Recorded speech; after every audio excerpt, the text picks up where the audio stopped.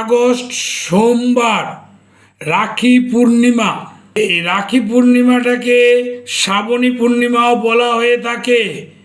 যদি বা আমাদের বাঙালিদের শ্রাবণ মাস শেষ হয়ে গেছে বা যাবে, কিন্তু ভাদ্র মাস পড়ে গেল, এই দিনটি কিন্তু শ্রাবণী পূর্ণিমা হিসাবে পালন করা হয়।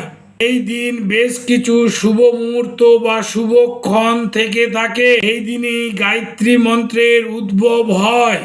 সকাল সকাল নদীতে স্নান করে বাড়িতে শিব মন্দিরে বা অন্য কোথাও জায়গায় শিবের অভিষেক করা এবং সত্যনারায়ণের পূজা একান্তই কর্তব্য।